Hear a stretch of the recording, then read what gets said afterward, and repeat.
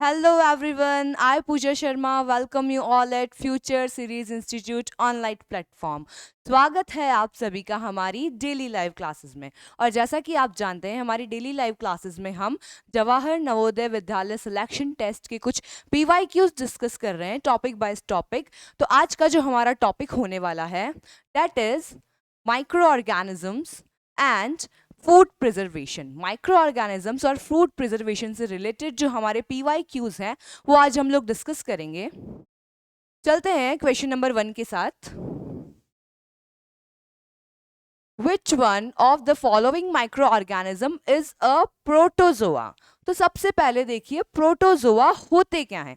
Protozoa क्या होते हैं? सिंपली सिंगल सेल्ड होते हैं। ओके, सिंगल सेल्ड यूकैरियोट्स इन्हें हम कहते हैं। यूकैरियोट्स यानी यूकैरियोटिक सेल्स होती हैं, सिंगल सेल्ड ऑर्गेनिजम्स होते हैं। तो इनमें से कौन सा है जो कि एक प्रोटोजोआ होता है? तो देखिए एस्परजिलस, अमीबा, पायरोगायरा, पेनिसिलियम। ओके, तो यहाँ पे Penicillium is a fungus, Aspergillus is also a fungus, spirogyra is a algae. इसका मतलब ये ऑप्शन नहीं, ये भी नहीं, ये भी नहीं। Amoeba, amoeba is a protozoan. Amoeba क्या है? ये एक प्रोटोजोअन होता है। ओके, तो correct option is A, amoeba. चलते हैं next. Select a group of bacterial disease from the following. इनमें से कौन सी बैक्टीरियल डिजीज होती हैं? ठीक है, यानी आपके पास में 4 ऑप्शन है, इन चारों में से कौन सी बैक्टीरियल डिजीज है ये आपको बताना है। तो देखिए पहला है चिकन पॉक्स एंड पोलियो। तो देखिए यहाँ पे जो पोलियो है it is a viral disease, तो दोनों बैक्टीरियल नहीं है। ओके, ट्यूबरक्लोसिस एंड टाइफाइड ये बैक्टीरियल डिजीज होती हैं। सी देखिए cough and influenza, cough and influenza. Flu, flu आपको पता है किसकी वजह से होता है? वायरस की वजह से होता है, तो ये भी करेक्ट ऑप्शन नहीं होगा। डिसेंट्री एंड मलेरिया, तो यहाँ पे जो मलेरिया है ये प्रोटोजोन की वजह से होता है, तो हमारा करेक्ट ऑप्शन कौन सा होगा? बी, यानी कि ट्यूबरक्लोसिस एंड टाइफाइड। अब जो ट्यूबरक्लोसिस है ये माइकोबैक्टीरियम ट्यूबरक्लोसिस नाम का बैक्टीरिया कॉज करता है, एंड टाइफाइड जो है साल्मोनेला टाइफी नाम का बैक्टीरिया कॉज करता है। तो दोनों ही क्या है? बैक्टीरियल डिजीज है। So our correct option is B, B is the group of bacterial disease from the following. Okay, चलते हैं next. The process of fermentation was discovered by, process of fermentation, देखिए fermentation होता क्या है? सबसे पहले fermentation is conversion, क्या है? कन्वर्जन है किसका? ऑफ शुगर, शुगर का कन्वर्जन इनटू किसमें? अल्कोहल के अंदर। यानी कि जब शुगर अल्कोहल में कन्वर्ट हो जाता है, शुगर का अल्कोहल में कन्वर्ट होना फर्मेंटेशन कहलाता है। और इस प्रोसेस को देने वाला पर्सन था लुइस पाश्चर। तो लुइस पाश्चर ने क्या किया था? लुइस पाश्चर ने conversion of sugar into alcohol को फर्मेंटेशन डिस्कवर किया। ओके, चलते हैं नेक्स्ट क्वेश्चन पे। Lactobacillus is a an, lactobacillus क्या है? Lactobacillus is a bacteria, algae, protozoa या फंजाई। तो देखिए लैक्टोबैसिलस हम पढ़ते कहाँ पे? जहाँ पे मिल्क को कर्ड में सेट करना होता है, मिल्क को कर्ड में कन्वर्ट करने वाला जो होता है उसे हम क्या कहते हैं? लैक्टोबैसिलस कहते हैं। तो lactobacillus is a type of bacteria, lactobacillus is a type of bacteria that convert milk into curd. Okay, so our correct option is A, bacteria. चलते हैं आगे। Influenza is caused in human beings by, influenza जो है humans में कौन cause कर रहा है? ठीक है, ऑप्शंस क्या है? Bacteria, virus, amoeba and fungus. सबसे पहले देखिए influenza is a type of flu. Influenza क्या है? It is a type of flu. और जो फ्लू है, जो फ्लू है इसे कौन कॉज करता है? वायरस कॉज करते हैं। तो जो इन्फ्लुएंजा है it is caused by a virus, influenza virus influenza disease cause करता है। So it is a viral disease, इसीलिए influenza is caused in human beings by virus. So correct option is virus. चलते हैं आगे। Smallpox vaccine was discovered by, smallpox vaccine जो है किसने discover की थी? तो देखिए स्मॉल पॉक्स वैक्सीन जो है वो डिस्कवर किया था एडवर्ड जेनर ने, किसने डिस्कवर किया था? एडवर्ड जेनर ने किया था। ये किया था इसने 1796 अप्रॉक्स, ठीक है, यानी कि 1796 के आसपास एडवर्ड जेनर ने क्या किया था? स्मॉल पॉक्स की वैक्सीन को डिस्कवर किया था। तो correct option is Edward Jenner. Next आगे चलते हैं। Pathogenic microorganisms present in host cells are killed by medicines. कौन सी medicines? पैथोजेनिक माइक्रो ऑर्गेनिज्म जो कि होस्ट सेल में होते हैं, उन्हें डिस्ट्रॉय करने का काम किसका होता है? किसका होता है? कौन सी मेडिसिन होती है जो कि उन्हें किल करती है? तो क्या है देखिए, antibiotic, antibody, pain killer and vaccine. तो जैसा कि हम जानते हैं एंटीबायोटिक्स जो हैं वो क्या है? Medicine that destroy the pathogenic microorganisms. तो our correct option is antibiotic. अब देखिए एंटीबॉडीज क्या है? एंटीबॉडीज जो है वो हमारा इम्यून सिस्टम प्रिपेयर करता है जब कोई पैथोजन हमारी बॉडी में एंटर करता है, तो उसके अगेंस्ट ये बनाता है एंटीबॉडीज को। तो एंटीबॉडीज किल नहीं करती है उन्हें, दे आर जस्ट इम्यूनिटी के अंदर ये आती है, ठीक है। पेन किलर की बात करें तो पेन किलर क्या है? पेन किलर हम बोल सकते हैं कि एज ए हमारी बॉडी के अंदर काम करती है, ये केवल पेन को रिड्यूस करती है, ठीक है, मसल्स में पेन को फील नहीं होने देती है, ओके, रिसेप्टर्स को बाइंड कर देती है।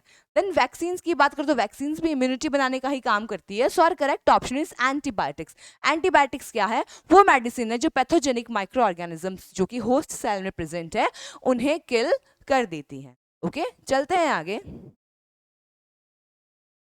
Penicillin was discovered bye, penicillin किसने डिस्कवर किया था? तो देखिए आपको अगर पता हो तो सबसे पहले पेनिसिलिन जो है सबसे फर्स्ट डिस्कवर्ड एंटीबायोटिक है।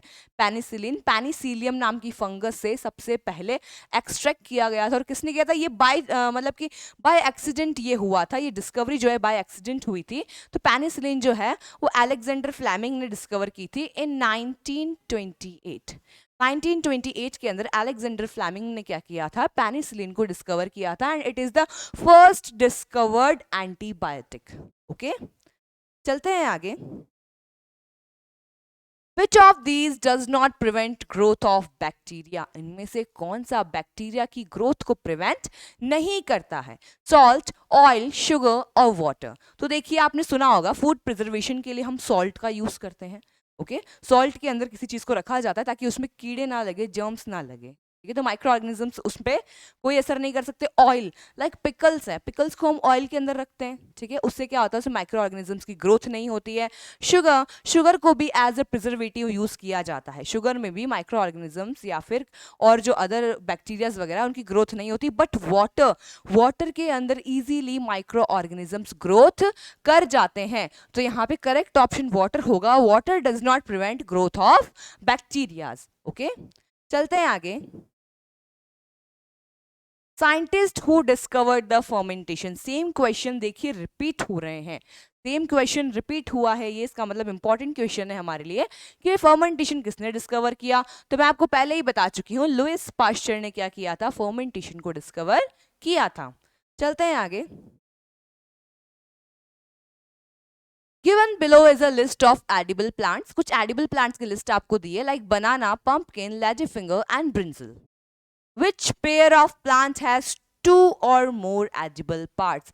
इनमें से किस पेयर में, यानी कि किन दो यहाँ पे एडिबल प्लांट्स जो हैं इनमें से किन दो के अंदर फ्रूट या जो भी वेजिटेबल है, तो किन दो के अंदर जो एडिबल पार्ट है प्लांट के वो दो या दो से ज्यादा है, यानी प्लांट के दो या दो से ज्यादा हिस्से हम खा सकते हैं। तो वो कौन सा है? देखिए बनाना, पंपकिन, लेडी फिंगर या ब्रिंजल। तो मैं आपको बता दूं बनाना जो है, बनाना के अंदर फ्लावर, फ्रूट एंड स्टेम तीनों ही एडिबल पार्ट होते हैं, ओके। एंड पंपकिन के अंदर फ्लावर एंड फ्रूट दोनों ही एडिबल पार्ट होते हैं। जबकि लेडी फिंगर और ब्रिंजल की बात हम करें तो इन दोनों के अंदर ओनली फ्रूट ही एडिबल होते हैं। इसका मतलब हमारा करेक्ट ऑप्शन क्या है? बनाना और पंपकिन, क्योंकि यहाँ पे दो या दो से ज्यादा पार्ट जो है प्लांट के वो एडिबल होते हैं। तो हमारा करेक्ट ऑप्शन होगा 1 और 2 जहां पे है। इसका मतलब फर्स्ट वाला ऑप्शन हमारा करेक्ट है, इसके अंदर फर्स्ट और सेकंड दोनों ही साथ में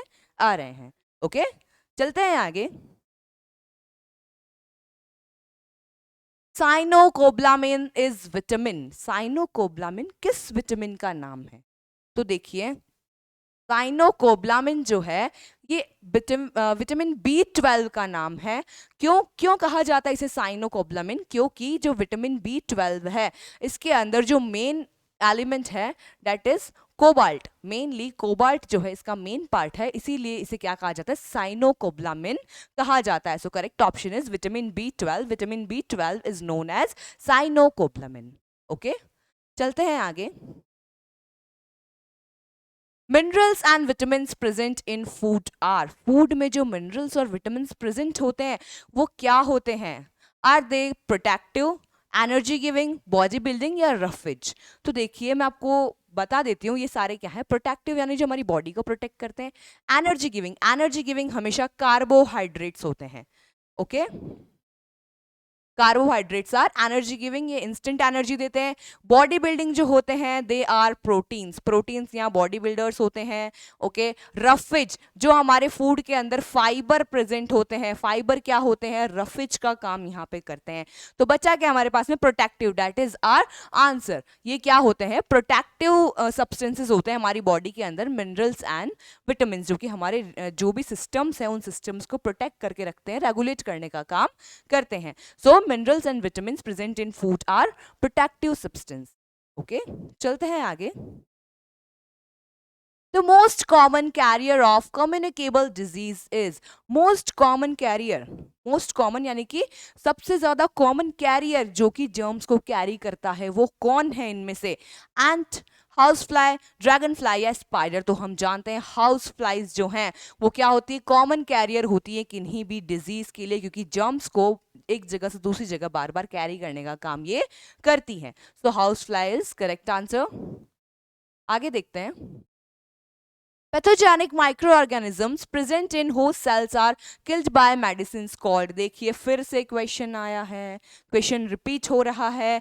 पैथोजेनिक माइक्रोऑर्गेनिजम्स जो कि हमारे होस्ट सेल में प्रेजेंट होते हैं उन्हें किल करने का काम कौन करता है? उन्हें किल करने का काम एंटीबायोटिक्स करते हैं। ओके, चलते हैं आगे। अ disease in human beings caused by virus is, human beings में वो कौन सी डिजीज है इनमें से जो कि वायरसेस कॉज करते हैं? टाइफाइड, इन्फ्लुएंजा, डिसेंट्री या कॉलेरा? इनमें से कौन सा वायरस कॉज करता है? तो देखिए सबसे पहले ही मैंने आपको बता दिया था इन्फ्लुएंजा। इन्फ्लुएंजा जो है एक टाइप का फ्लू है और ये कौन कॉज करता है? वायरस कॉज करता है। So a disease in human being caused by virus is influenza. Okay, चलते हैं आगे। Disease occurring due to the deficiency of one और अदर न्यूट्रिएंट इज कॉल्ड, यानी कि ऐसी डिजीज जो कि किसी न्यूट्रिएंट की कमी की वजह से होती है उसे हम क्या कहते हैं? Dietary disease, chronic disease, deficiency disease या ट्रांसमिटेड डिजीज? अब देखिए डाइटरी डिजीज, डाइटरी डिजीज हाँ हम कह सकते हैं डाइट की वजह से हो रही है। देन क्रॉनिक डिजीज जो कि लॉन्ग टाइम तक चलती है। ओके, जो लॉन्ग टाइम पीरियड तक के लिए हमें इन्फ्लुएंस करती है उन्हें हम क्या कहते हैं? क्रॉनिक डिजीज कहते हैं। देन हमारे पास है deficiency disease, deficiency disease is our answer, क्योंकि जब भी न्यूट्रिएंट की कमी की वजह से, न्यूट्रिएंट्स की कमी की वजह से कोई डिजीज होती है उसे हम डिफिशियंसी डिजीज कहते हैं। देन बचता है हमारे पास ट्रांसमिटेड डिजीज। तो ट्रांसमिटेड डिजीज वो होती है जो एक इन्फेक्टेड पर्सन से किसी हेल्दी पर्सन के अंदर ट्रांसमिट हो जाती है, ट्रांसफर हो जाती है। Okay, so our correct option is deficiency disease, जो कि किस वजह से हो रही है? डिफिशियंसी ऑफ वन और अदर न्यूट्रिएंट्स। ओके, चलते हैं आगे। Carbohydrates can be tested by using which of the following, इनमें से कौन सा टेस्ट कार्बोहाइड्रेट के बारे में हमें बताता है? ठीक है, देखते हैं। Iodine, caustic soda, copper sulphate, falling solution.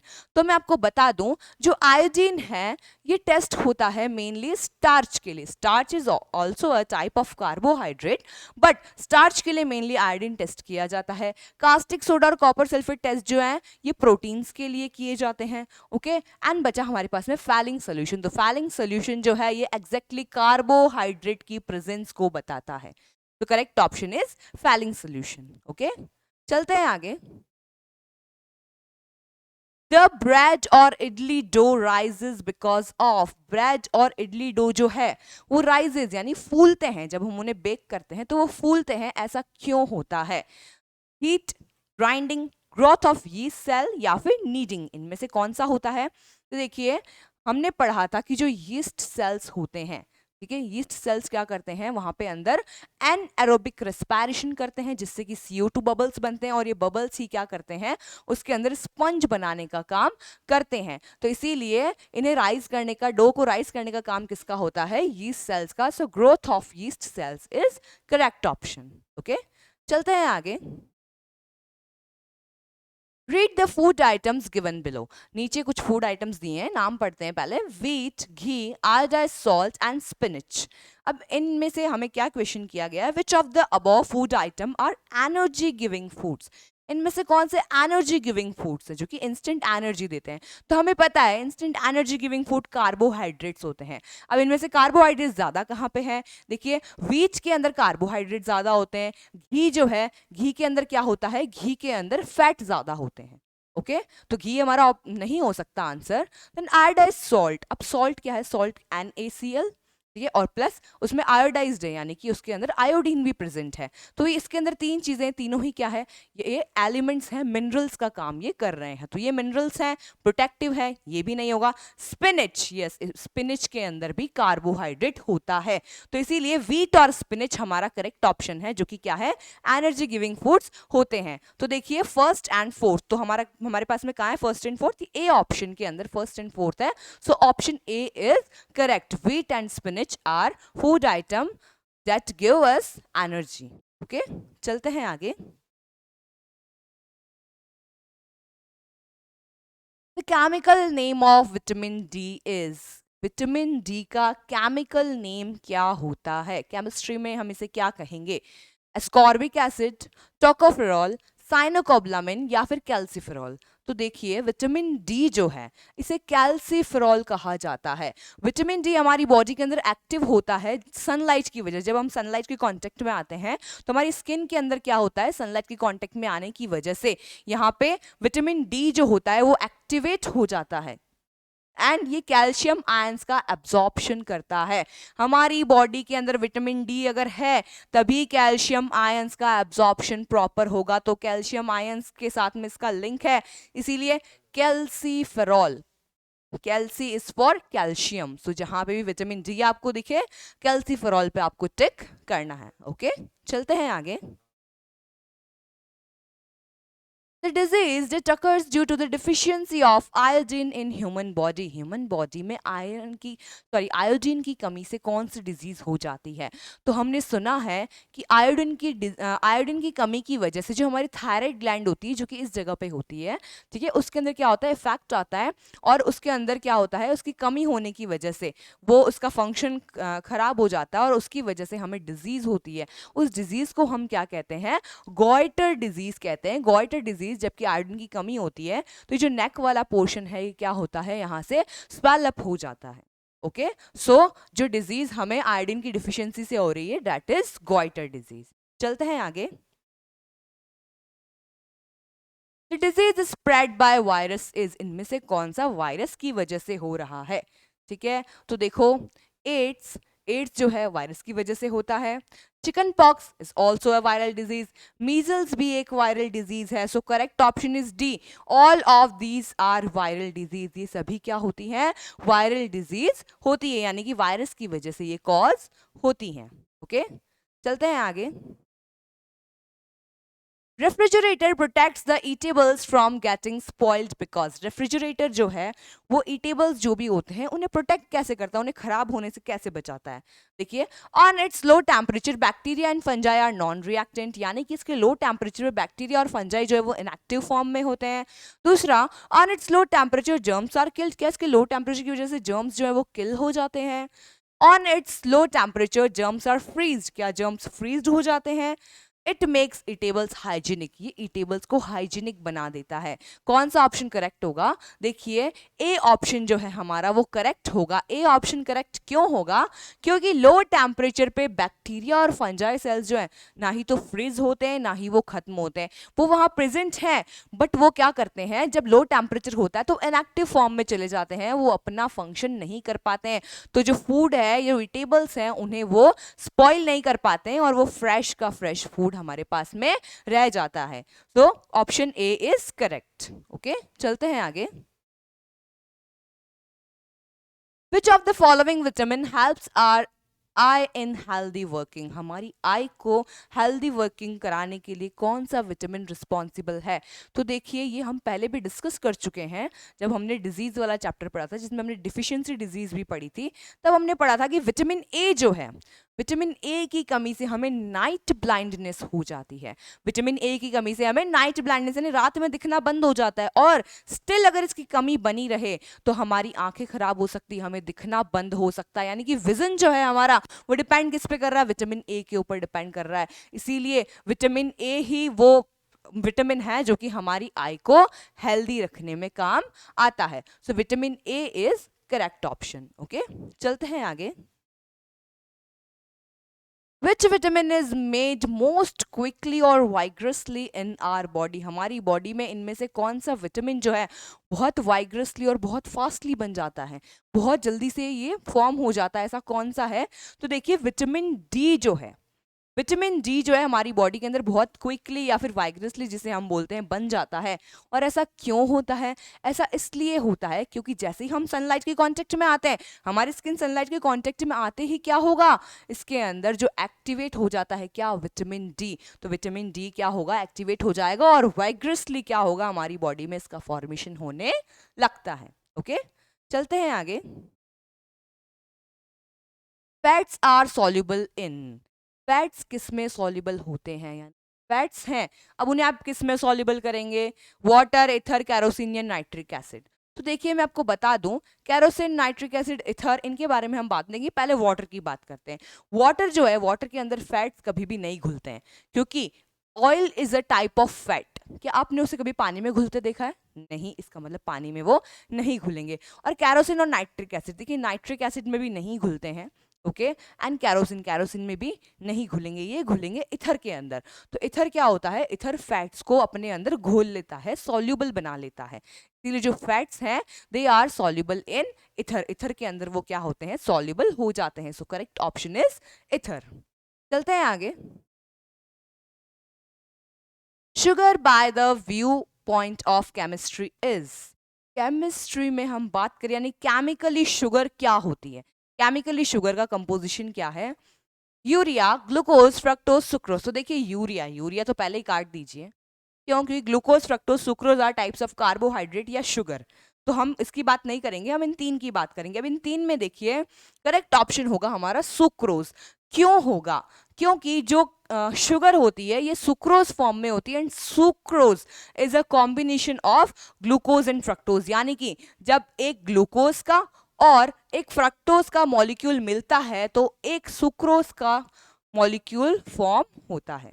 Okay, वापस देखिए, जब एक ग्लूकोज और एक फ्रक्टोज का मॉलिक्यूल आपस में बॉन्ड बनाते हैं तो एक सुक्रोज का फॉर्मेशन होता है, और वो सुक्रोज ही क्या होता है? शुगर होती है। So correct option is sucrose, क्योंकि सुक्रोज में ग्लूकोज और फ्रक्टोज दोनों ही प्रेजेंट होते हैं। ओके, चलते हैं आगे। Which of the following is used as a preservative of food material? इनमें से कौन सा फूड मटेरियल को प्रिजर्व करने में काम आता है? तो देखिए, ferric chloride, alum, sodium benzoate, none of this. तो मैं आपको बता दूं, इसका करेक्ट ऑप्शन होगा सोडियम बेंजोएट। क्योंकि सोडियम बेंजोएट को कहाँ यूज किया जाता है? इसे सॉस के अंदर, ठीक है, केचप्स जो हम बोलते हैं, पिकल्स के अंदर काफी बार इन्हें यूज किया जाता है। तो सोडियम बेंजोएट, और जैम्स के अंदर भी इन्हें यूज किया जाता है। तो ये क्या करते हैं? इन्हें प्रिजर्व करने का काम करते हैं, स्पेशली केचप्स, टमेटो केचप में इसका काफी ज्यादा यूज होता है। ओके, तो sodium benzoate is a correct answer.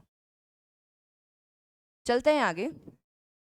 Due to which of the following the disease measles occur? इनमें से किसकी वजह से मीजल्स डिजीज होती है? मीजल्स डिजीज किसकी वजह से हो रही है? मीजल्स डिजीज होती है वायरस की वजह से। भी हमने पहले पढ़ा था, measles, chicken pox and AIDS तीनों ही वायरल डिजीज है। इसका मतलब मीजल्स इसका करेक्ट ऑप्शन है। क्या है? मीजल्स वायरस की वजह से होता है। इसका नाम क्या होता है? रूबियोला। अगर आप बात करें, रूबियोला वायरस जो होता है, रूबियोला वायरस की वजह से क्या होता है? मीजल्स होता है। Okay, so correct option is virus. चलते हैं आगे। विच of the following vitamin is soluble in water, इनमें से कौन सा विटामिन वाटर सॉल्युबल होगा? तो देखिए मैं आपको एक ट्रिक बताती हूँ। ADEK, एडिक, ADEK, एडिक आपको याद करना है। ये जो एडिक है, ये एडिक क्या होते हैं? ये सारे फैट सॉल्युबल होते हैं। कैसे होते हैं? फैट सॉल्युबल होते हैं। ठीक है, एडिक हैं जो क्या है? फैट सॉल्युबल है। तो एडिक के अलावा जो जितने भी बचे वो सारे क्या है? यानी कि सी और बी बच जाते हैं। अब सी और बी दोनों ही क्या है? वाटर सॉल्युबल होते हैं। तो या करेक्ट यहाँ पे देखिए हमारे पास में ई है सबसे पहले। ई नहीं होगा क्योंकि ई क्या है? फैट सॉल्युबल है, वाटर सॉल्युबल नहीं है। डी भी नहीं होगा एंड ए भी नहीं होगा, तो बचा कौन सा? सी। तो vitamin C is water soluble vitamin.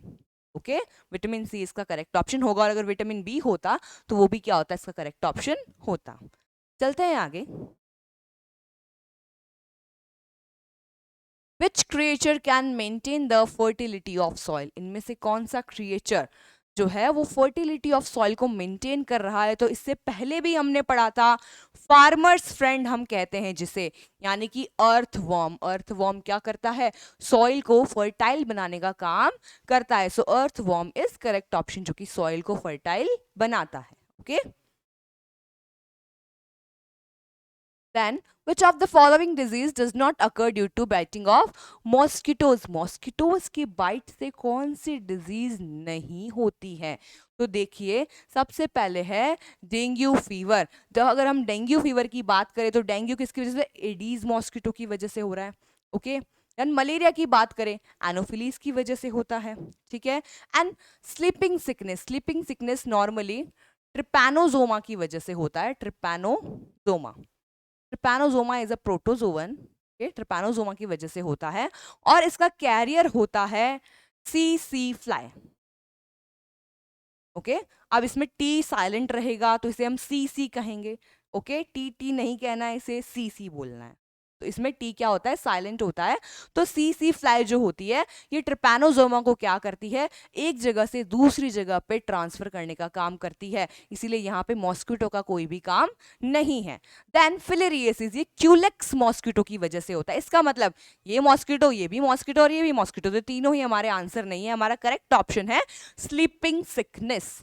Okay, so option number C is correct.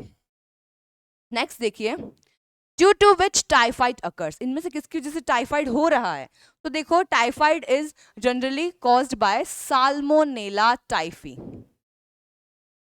Salmonella typhi की वजह से होता है। And salmonella typhi is a type of bacteria, it is a bacteria. तो हम बोल सकते हैं कि टाइफाइड किसकी वजह से होता है?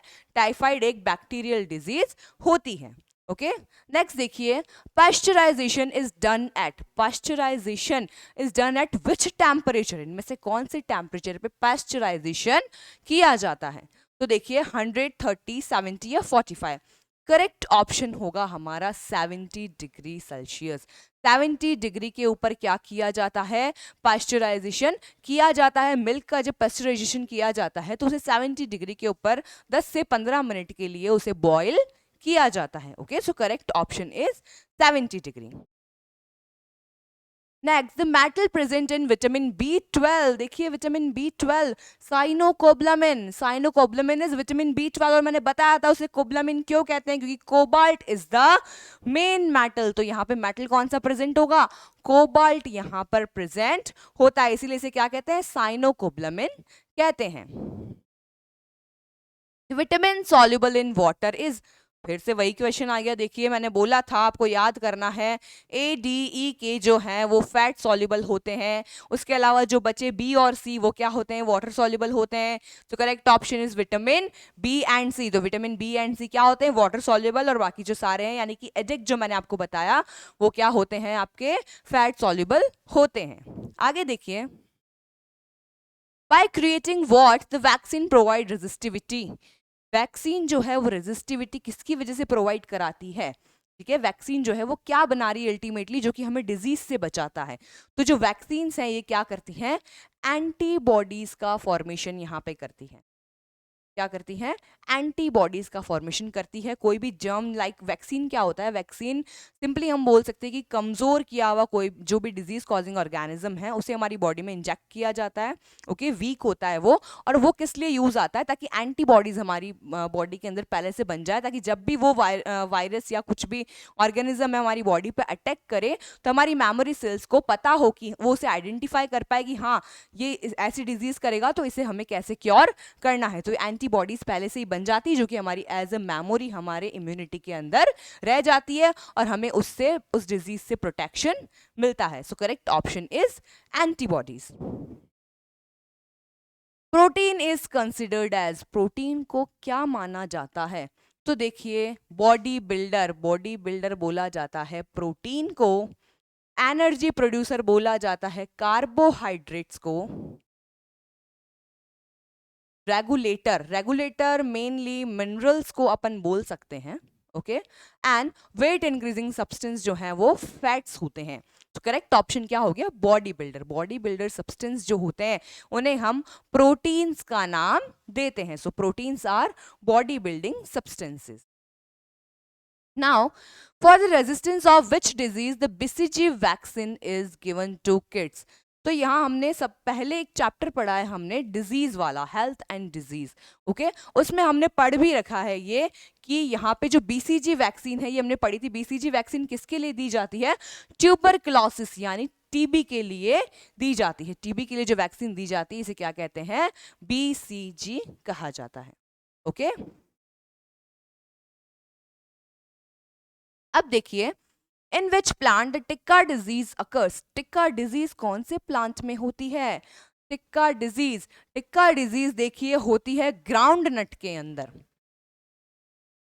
ग्राउंड नट के अंदर टिक्का डिजीज होती है, सिंपली से बोलते tikka disease of groundnut. इसमें क्या होता है, जो ग्राउंड नट की लीफ होती है इसके ऊपर यहाँ पे पैचेस बन जाते हैं। ओके, यहाँ पे ऑरेंज येलोइश कलर के हमें पैचेस नजर आते हैं जो ब्राउनिश कलर तक चले जाते हैं। ये पैचेस जो होते हैं इन्हें टिक्का बोलते हैं, इसीलिए से क्या कहा जाता है, tikka disease of groundnut. तो टिक्का डिजीज कहाँ होती है, ग्राउंड नट की लीव्स के अंदर ये देखी जाती है। Okay, now due to which of the following the milk has white colour, इनमें से किसकी वजह से मिल्क का कलर व्हाइट हो जाता है, तो देखिए कैरेटिन मिल्क में नहीं प्रेजेंट है, रैनिन मिल्क में नहीं प्रेजेंट है। मिल्क के अंदर ये दो चीजें प्रेजेंट होती है, लैक्टोज एंड केसिन। इसमें से जो केसिन है ये केसिन ही व्हाइट कलर प्रोवाइड कराता है मिल्क को। सो correct option is D, casein जो है वो मिल्क के व्हाइट कलर के लिए रिस्पॉन्सिबल होता है। Next, yeast secrete an enzyme which is responsible for fermentation. This enzyme is, yeast क्या कर रही है, फर्मेंटेशन कर रही है। फर्मेंटेशन क्या है, शुगर को अल्कोहल में कन्वर्ट करती है। ठीक है, शुगर को अल्कोहल में कन्वर्ट करती है यीस्ट। तो ये यीस्ट जो है इसके पास कौन सा एंजाइम है जिसकी वजह से ये काम कर पाती है, तो यीस्ट के अंदर ये जो एंजाइम होता है इसे जाइमेज कहते हैं। जाइमेज एंजाइम यीस्ट में प्रेजेंट होता है और ये क्या करता है, शुगर को अल्कोहल में कन्वर्ट कर देता है। So correct option is जाइमेज। Okay, तो आज का ये जो हमारा टॉपिक है इसके पीवाईक्यूज हम लोग कर चुके हैं, ये हमारा यहीं कंप्लीट है। नेक्स्ट क्लास में मिलेंगे दूसरे टॉपिक के साथ और उसके पीवाईक्यूज के साथ। ओके, तब तक के लिए पढ़ते रहिए, हमसे जुड़े रहिए। जय हिंद।